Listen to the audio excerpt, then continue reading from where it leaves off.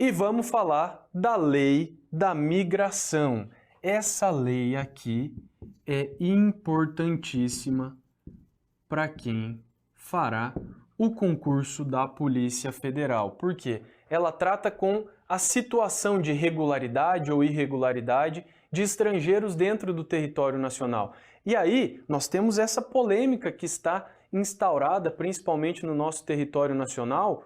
Por quê? Porque hoje já é normal você ver aí num semáforo, num determinado local da sua cidade, a pessoa com a plaquinha lá, sou de determinado país e eu preciso da sua ajuda para regularizar minha situação aqui, tudo mais. Mas vamos lá, veja só, antes da gente adentrar aos princípios dessa lei, aos termos específicos, às medidas de fiscalização, eu quero que você tenha em mente alguns conceitos. Vamos lá, primeira coisa, o migrante, ou o ato de migrar, de migração, consiste no deslocamento dentro de um espaço geográfico. Fácil. Outro termo importante. Imigrante. O imigrante consiste naquele estrangeiro, no estrangeiro, ou apátrida, que está no Brasil de maneira temporária ou definitiva. Ato contínuo aqui, vamos falar do emigrante.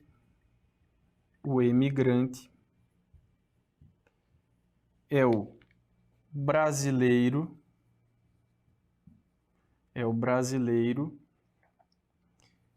que vai para o exterior. E aí pode ser também nos mesmos requisitos do anterior aqui, de maneira temporária ou definitiva. Então, migrante, imigrante, emigrante, vamos além ainda.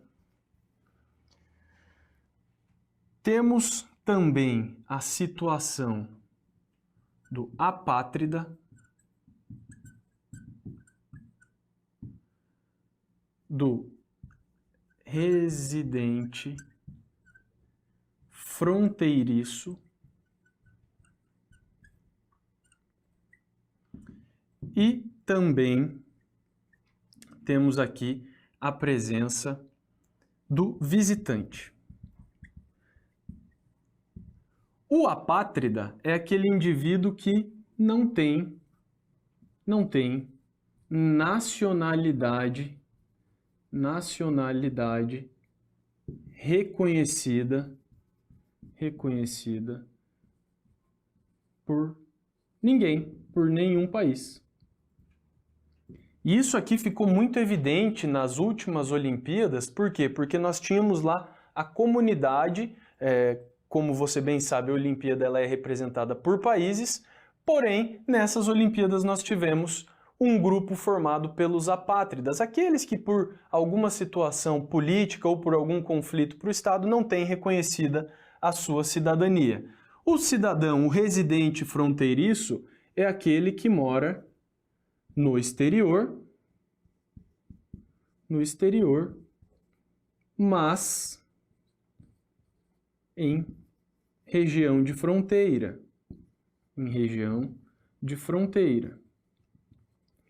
Então podemos dar o exemplo aqui pertinho de Cascavel, em que nós temos a cidade de Foz do Iguaçu. Na cidade de Foz do Iguaçu nós temos a Ponte da Amizade, que interliga com Ciudad del Este, que já é Paraguai.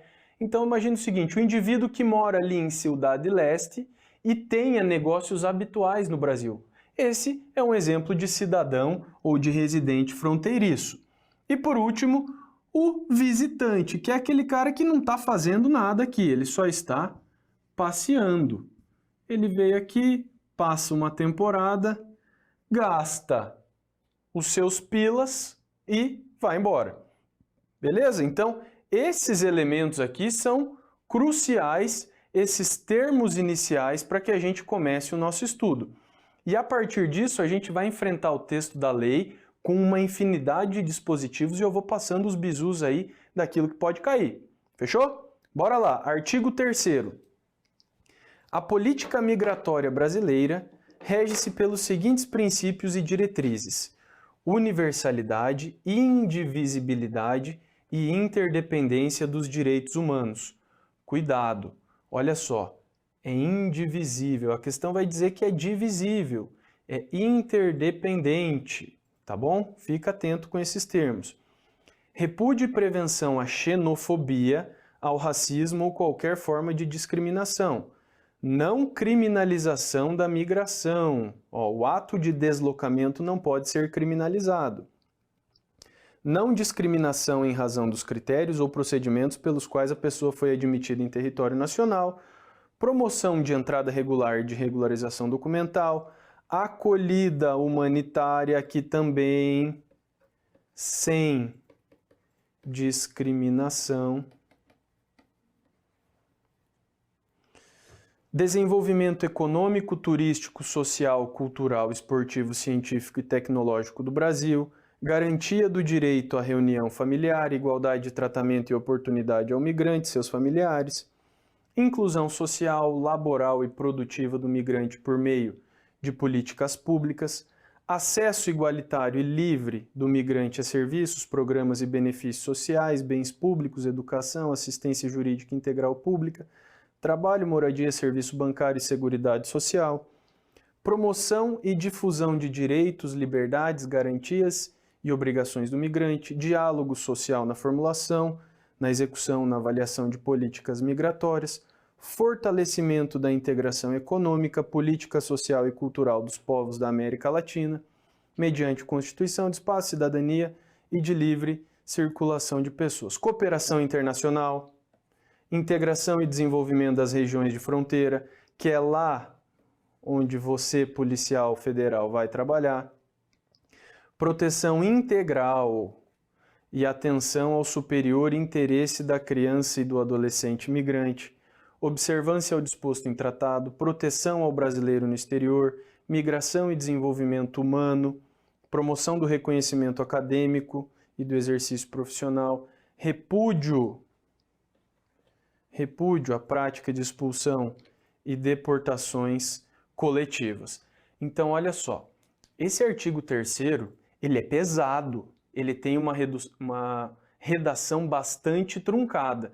Eu preciso que você leia isso com atenção. Eu preciso que você lembre de alguns dispositivos cruciais. Você não vai decorar, não tem como decorar. Você só precisa raciocinar de maneira inteligente para entender que o ato de migração não vai ser criminalizado e você precisa raciocinar também no sentido de que é preciso respeitar o indivíduo como um sujeito de direitos. Uma vez que ele esteja em trânsito dentro do território nacional, ele ostenta todos os direitos e garantias fundamentais também aplicados ao brasileiro. Então, eu reconheço que não é a forma mais prazerosa de você trabalhar uma lei, mas quando nós trabalhamos com uma situação que envolve um leque gigantesco de direitos que devem ser observados, é imprescindível que a gente passe pela leitura. E agora, quando você me acompanha nessa leitura, você já está fazendo um primeiro exercício de estudo dessa lei. Tranquilo? Então, vamos lá. Então, esse artigo 3º falou de alguns princípios fundamentais. Fique esperto aí com o inciso 1, que ele tem algumas questões ali que podem ser alteradas, trocar o sentido das palavras. E agora, a gente vai partir lá para o artigo 39, tá? Porque a gente vai falar das questões envolvendo a fiscalização da entrada de pessoas no território nacional. É isso aí, é você, policial federal, é você quem vai fazer essa fiscalização. Então vamos lá, você já estuda isso agora, porque depois que você estiver lá na sua academia de polícia, já chega com bagagem, você não precisa começar do zero. Vamos lá? Vamos enfrentar então o artigo 39. O viajante, aqui o viajante que ele se refere ao migrante, o migrante deverá permanecer em área de fiscalização até que seu documento de viagem tenha sido verificado, salvo os casos previstos em lei. Poderá ser autorizada a admissão excepcional no país de pessoa que se encontre em uma das seguintes situações ou condições, desde que esteja em posse de documento de viagem válido. Então, olha só, é possível a admissão excepcional aqui no Brasil de estrangeiro, desde que ele tenha um documento de viagem válido. Aqui o documento mais tradicional é, com certeza, o passaporte de viagem. E aí nós temos as condições: não ter visto de viagem, seja titular de visto emitido com erro ou omissão, e a última é que ele tenha perdido a condição de residente por ter permanecido ausente do país na forma especificada em regulamento e detém as condições objetivas para a concessão de nova autorização de residência, agora sim, ou seja criança ou adolescente desacompanhado de responsável legal e em autorização expressa para viajar desacompanhado, independentemente do documento de viagem que portar, hipótese em que haverá imediato encaminhamento ao conselho tutelar, ou, em caso de necessidade, à instituição indicada pela autoridade competente. Então veja só, olha a importância desse inciso 5 do artigo 40. Se for uma criança que estiver viajada desacompanhada do responsável legal e sem autorização expressa, qual que é a preocupação? Qualquer tipo de possibilidade de violação ao direito da criança, a preocupação tem que ser com a criança. Não quer saber onde estão seus pais, com quem está... Não, se a criança está sozinha, você precisa acautelar a integridade física e mental daquela criança. Então você fará o encaminhamento aí ao conselho tutelar, que posteriormente a encaminhará para uma entidade, uma instituição ou autoridade competente. Vamos lá, parágrafo único do 40. Regulamento poderá dispor sobre outras hipóteses excepcionais de admissão, observados os princípios e as diretrizes desta lei. 41. A entrada condicional em território nacional de pessoa que não preenche os requisitos de admissão poderá ser autorizada mediante assinatura pelo transportador ou por seu agente de termo de compromisso de custear as despesas com a permanência e com as providências para a repatriação do viajante. 42. O tripulante ou passageiro que, por motivo de força maior, for obrigado a interromper a viagem em território nacional, poderá ter seu desembarque permitido mediante termo de responsabilidade pelas despesas decorrentes do transbordo. Então imagina o seguinte, você pensa comigo, um avião que está vindo da África. Ele sai da África e está com a previsão de passagem no território nacional. Ele só vai passar sobrevoando, tá? Ele não tem previsão de fazer nenhum tipo de escala ou conexão. Ele vai passar pelo território nacional e o destino dele é a América Central. Vai lá para Cancún, olha que beleza, aquelas praias paradisíacas, maravilhosas, quando faz esse calorão você já se imagina lá, depois que você for policial federal, você vai lá, você arregaça, você executa seu contra-cheque só viajando, vai aproveitar, vai conhecer o mundo. Mas aí veja só, então nós temos um avião que saiu da África com destino ao Caribe. Quando ele está sobrevoando aqui o território brasileiro, um dos passageiros sofre uma ameaça de infarto. E isso faz com que seja necessário um pouso de emergência no território nacional. Nesse caso, o passageiro necessita de um desembarque e, nesse caso, o desembarque poderá ser autorizado por motivo de força maior. Esse ataque cardíaco é um motivo de força maior? Pô, claro que é.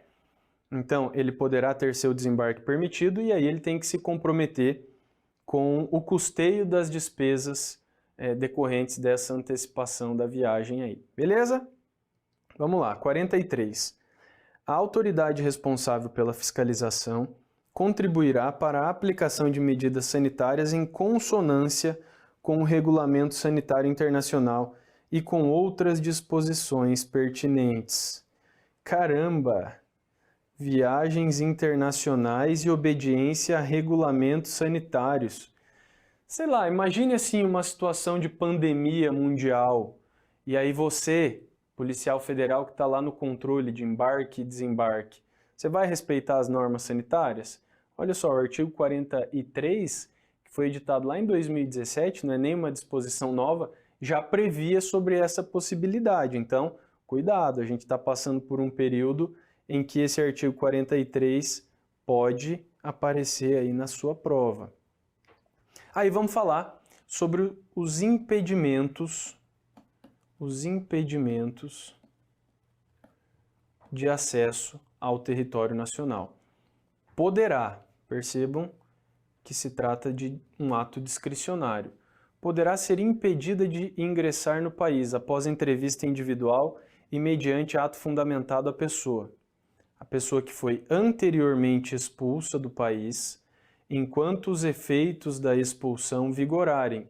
Lembra aqui comigo o seguinte, os efeitos decorrentes da expulsão, eles são por prazo determinado, tá?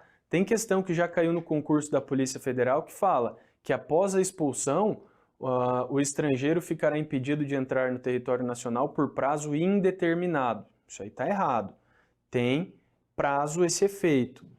Outra situação, poderá ser impedida a pessoa condenada ou que esteja respondendo a processo por ato de terrorismo ou por crime de genocídio, crime contra a humanidade, guerra ou crime de agressão, nos termos do Estatuto de Roma ou do Tribunal Penal Internacional. Então, se, por exemplo, se Osama Bin Laden ou Saddam Hussein estivessem vivos, a entrada deles... se eles estivessem vivos, e aí eles estivessem lá cansados de viverem nas suas respectivas cavernas, falar, agora eu vou dar uma passeada lá no Brasil, fico lá em Copacabana um pouquinho, dou um pulinho lá em Brasília, converso com os chegados. Não, nesse caso poderia ser impedido o acesso dos mesmos. Por quê? Eles eram suspeitos de terem praticado atos de terrorismo, genocídio, crimes contra a humanidade, conseguiram a façanha de praticar todos esses tipos de crime. Beleza? 3. Pode ser impedida a pessoa condenada ou que esteja respondendo a processo em outro país por crime doloso passível de extradição segundo a lei brasileira. 4. A pessoa que tenha o nome sido incluído em lista de restrições por ordem judicial ou por compromisso assumido pelo Brasil perante o organismo internacional. Pode também ser impedido a pessoa que apresente documento de viagem que não seja válido no Brasil, que esteja vencido ou que esteja com indício de falsificação. Ainda poderá ser impedida a pessoa que não apresente documento de viagem ou documento de identidade quando admitido. Também a pessoa cuja razão da viagem não seja condizente com o visto ou com o motivo alegado para a isenção de visto. Então, por exemplo, imagina que a pessoa tenha um visto de viagem, um visto provisório, mas aí quando ela desembarca com um container de coisas, o que dá a ideia de que ela está vindo de mala e cuia, que ela vai morar aqui. Pô, a situação dela não é compatível com o visto. Tudo bem? Precisaria de um visto definitivo ou naturalização, enfim. Beleza? Pode ser também impedida a pessoa que tenha comprovadamente fraudado documentação ou prestado informação falsa por ocasião da solicitação de visto ou que tenha praticado ato contrário aos princípios e objetivos dispostos na Constituição Federal. Aí aqui o parágrafo único traz uma situação importante, tá? Que é justamente aquela ideia de vedar, proibir qualquer ato discriminatório. Ninguém será impedido de ingressar no país em razão de raça, religião, nacionalidade, pertinência a grupo social ou opinião política. Esse aqui eu acho que pode vir forte se cair essa lei na sua prova, tá?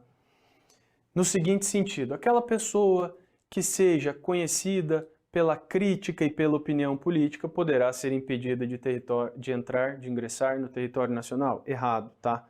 Isso não pode ser utilizado como fundamento para que ela seja barrada. Tudo bem? Tranquilo. Vamos lá, vamos agora falar das medidas para retirada compulsória. Então vamos falar da repatriação, da expulsão, enfim, vamos falar dessas medidas aí para retirada compulsória do estrangeiro do território nacional. A aplicação desse capítulo observa lá as regras do procedimento administrativo federal e nas disposições legais, tratados, instrumentos, mecanismos que tratem da proteção aos apátridas e outras situações humanitárias. Olha só, as causas aqui de retirada compulsória: repatriação, deportação e expulsão serão feitas. Isso aqui é importante, tá? Olha só, a repatriação, deportação ou expulsão, elas serão feitas para o país de nacionalidade do estrangeiro ou qualquer outro que o aceite. Então vamos lá, vamos colocar aqui quais são as medidas de retirada compulsória. As medidas de retirada compulsória. Então nós temos a repatriação, já vamos ver cada uma delas. A deportação e a expulsão. Tá, você já sabe que são medidas para retirar os estrangeiros à força. E aí, olha só, vamos colocar aqui, ó. Para onde? Aí você vai responder para o país de origem ou qualquer outro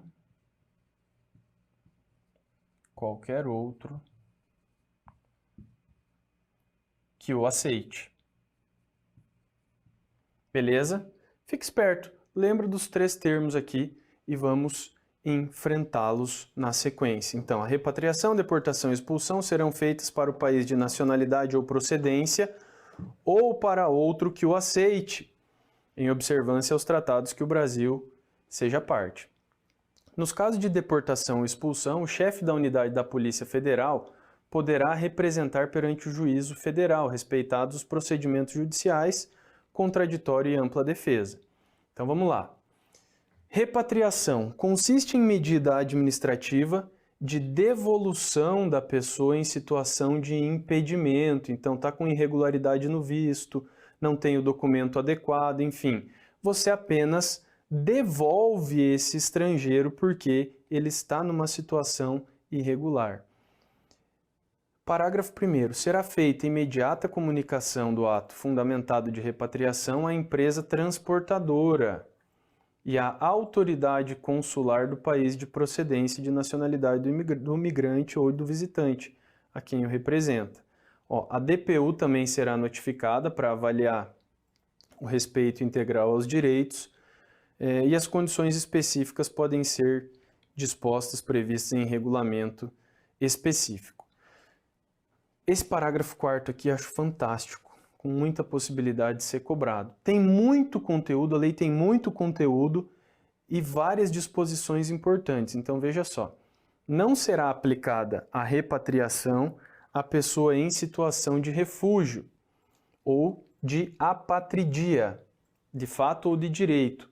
Também não será aplicada a repatriação ao menor de 18 anos, desacompanhado ou separado de sua família, exceto nos casos em que se demonstrar favorável para a garantia de seus direitos ou para a reintegração na família de origem, ou quem necessite de acolhimento humanitário. Nem, em qualquer caso, medida de devolução para país ou região que possa apresentar risco à vida, integridade pessoal ou à liberdade da pessoa. Vamos que vamos falar da deportação. A deportação é uma medida decorrente de um procedimento administrativo que consiste na retirada compulsória de pessoa que se encontra em situação migratória irregular. A deportação será precedida de notificação pessoal ao deportando, da qual constem expressamente as irregularidades verificadas e prazo para regularização. Prazo este que não pode ser inferior a 60 dias, podendo ser prorrogado por igual período por despacho fundamentado e mediante compromisso de a pessoa manter atualizadas suas informações domiciliares. Essa notificação, prevista aqui no parágrafo 1º, não impede a livre circulação em território nacional, contanto que ele mantenha seu domicílio atualizado e apresente também justifique suas atividades.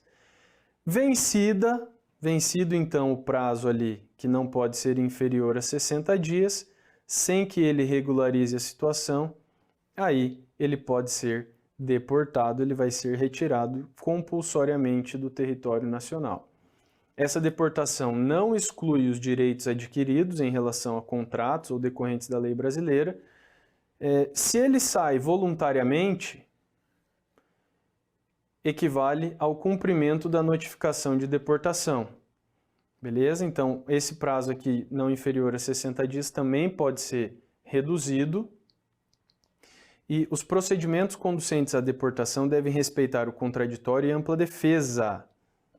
Tá? Então, embora seja uma medida de retirada compulsória, ele pode apresentar defesa e ele pode apresentar recurso que vai ser recebido no efeito suspensivo.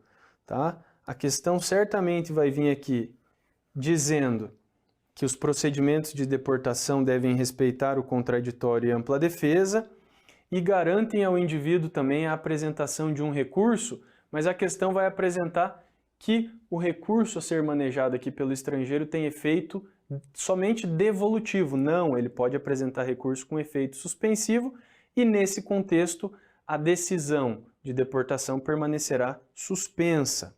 Também haverá notificação da DPU por meio eletrônico. A ausência de manifestação da Defensoria Pública, desde que devidamente notificado, não impede a medida de deportação. E aí, em se tratando de apátrida, o procedimento depende de autorização da autoridade competente. Não se procede à deportação se a medida configurar extradição, na devolução lá do indivíduo para cumprimento de pena, enfim. Não se procede à deportação se a medida configurar extradição não admitida pela legislação brasileira. Então, pensa o seguinte, você não pode deportar se a medida configura uma extradição não permitida. Por exemplo, você tem um indivíduo que foi condenado lá no país de origem dele, foi condenado a uma pena de morte. Você não pode extraditar um indivíduo para que ele cumpra a pena de morte. A ideia da dignidade da pessoa humana. Então, você também não pode deportá-lo se você está diante de uma situação em que a extradição também não se permite. Então, aqui também importante. E, por fim, a expulsão. A expulsão consiste em uma medida administrativa de retirada compulsória conjugada com o impedimento de reingresso. Então, a merda aqui é muito grande. E olha só, o que pode dar causa à expulsão? O crime de genocídio, crime contra a humanidade, crime de guerra, agressão, nos termos da definição da Lei Penal Internacional. Crime comum doloso, passível de pena privativa de liberdade, e aí tem que levar em consideração o aspecto subjetivo, a gravidade e as possibilidades de ressocialização em território nacional. Cabe à autoridade competente resolver sobre a expulsão, duração, impedimento de reingresso e a suspensão ou revogação dos efeitos da expulsão. O processamento da expulsão em caso de crime comum não prejudica a progressão de regime, o cumprimento de pena, suspensão do processo e os direitos por ele adquiridos. Vem aqui para o artigo 55. Não se procederá à expulsão quando? Mesma coisa da deportação, a medida configurar extradição não permitida, quando o expulsando tiver filho brasileiro que esteja sob sua guarda ou dependência econômica ou socioafetiva, ou a pessoa brasileira sob sua tutela, se ele tem cônjuge ou companheiro residente no Brasil, sem discriminação alguma, se ele tiver ingressado no Brasil até os 12 anos de idade, residindo desde então no país, e se for pessoa maior de 70 anos que resida no país há mais de 10 anos, considerados a gravidade e o fundamento da expulsão. Olha só, no processo de expulsão, contraditório e ampla defesa. Tem que respeitar, tudo bem? E o artigo 60 aqui, só para arrematar, a existência de processo de expulsão não impede a saída voluntária do expulsando do país. Meu amigo, olha só, essa legislação vai aparecer no seu edital. Então eu preciso que você fique atento à questão envolvendo prazos, a questões envolvendo a atuação da Polícia Federal, porque é justamente isso que vai aparecer na sua prova. Legal? Então dessa forma a gente fecha a lei de imigração. Tranquilidade?